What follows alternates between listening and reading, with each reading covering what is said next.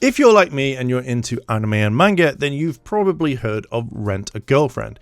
You know, it's been going around for quite a while, but from what I've heard, and if this is all true and it is the last chapter, then this has the worst ending that I've ever seen, and I have seen His and Her Circumstances. Dear God, I hated that one. Now, if you don't know what the hell Rent a Girlfriend is, then at the time I thought it would have been a fantastic anime and a manga, but it follows the main character, Kazuha, who was dumped by his girlfriend, and then he rents a girlfriend called Chizuru. It is a very big popular thing in Japan that you can rent a girlfriend for the day. So at this point you're thinking, while going through the manga and watching the anime, you're thinking, is Chizuru gonna get with Kazuha? And that is pretty much what should actually happen due to how most of these things kind of pan out. But oh no, it doesn't work like that. So I'm going to kind of briefly summarize the first season and the second season for you, so buckle in. Season 1 mainly sets up the characters and what's going to kind of bring them together. He then hires Chizuru a lot and they build up a relationship. They fool Chizuru's grandmother and Kazuha gets a girlfriend called Ruka, who actually likes Kazuha, but yet he's still really into Chizuru a lot, and it becomes a whole thing that he's going to break up with Ruka. Kazuha also saves Chizuru much later on in the first season, and you think everything is going to completely change, and then at the very end you're kind of left on a cliffhanger. Season 2 is a big one, and it really shows how much Kazuha really steps up. It kind of breaks down into this. Chizuru wants to get into acting, so she's taking lessons all through her life, and she wants to be in a movie. Kazuha does pretty much absolutely everything. He sets things up, he gets people involved, he crowdfunds it, he does everything he can just to make this one thing happen, which is quite nice. It's also, Chizuru can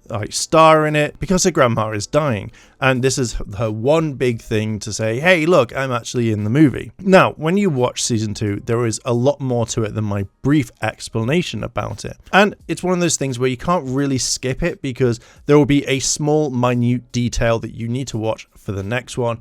It's a whole mess. Anyway, when you go through this, you think at the very end, Chizuru is going to confess her feelings because there are moments in the time where they actually could get together and start this whole brand new life. But generally it shows that Kazuha went above and beyond, and he wasn't really thinking about getting with her. It was making her dream come true. And I generally really like that. I thought, wow, that's fantastic. It's definitely gonna happen. At this time, I'm like, hey, I'll wait for season 3. I'll catch up. I won't read any of the manga. I want to be surprised because I really liked seasons 1 and 2. But then I saw the last ending of the chapter and I went through those 2 chapters, and oh boy, was I like, what the actual hell. You can read the chapter if you want, but these are kind of the cliff notes, and this is from Chibi Reviews as well as Professor Chase. So it says, Chizuru took out the ring and said, I've been thinking about this for a whole month, shouting out that she also loves Kazuha's family,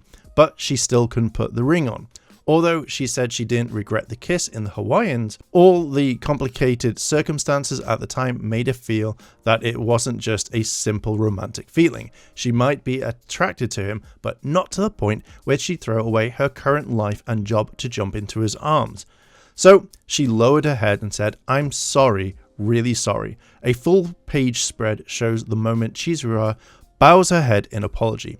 Rejected Kazuha held back his tear, telling himself, hold it in, while desperately trying to smooth things over with Chizuru. Just when it seemed like the date was over, an unexpected accident happened. Chizuru hurts her foot from a side blister. I looked at the chapter, as I said, and I read the one previously as well as the most recent one, and I have never been so disappointed in an ending completely. It's just so weird. So apparently in this arc, they're all setting up for a relationship. Everything's building up for them to actually end the manga so things can get the happy ending. But because of this, everybody is fucking pissed, and I can see why, because if you read from the very first chapter and you got to this, it feels like you may have just completely wasted your time. This kind of reminds me of the plot of How I Met Your Mother, where Robin and Ted kind of get together at the very end, but it's meant to be about the mother, and you're like, oh, okay, I could just stop watching from,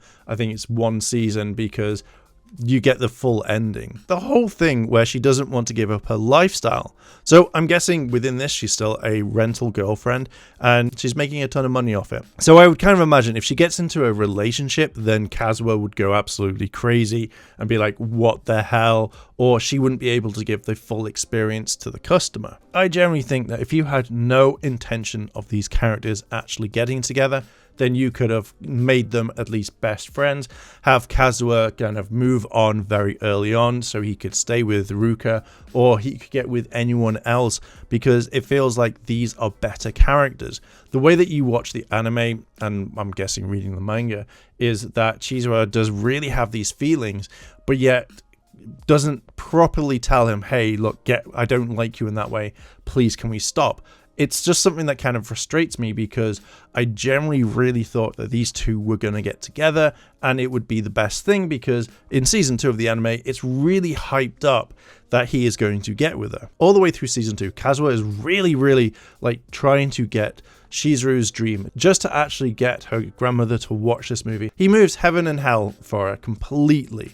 And I generally like that because it showed true love. It wasn't just a thing where he's like, oh, I just want this. He generally really wanted to help her and would go to any means for it. If this is the very end and she doesn't want to get with him, that's absolutely fine. That's her choice. I generally won't watch the next season, or I won't pick up the manga, because I was going to buy every single volume because I wanted to support the official release. I wanted to check it out and actually kind of go through it and see what the differences between the anime and manga were.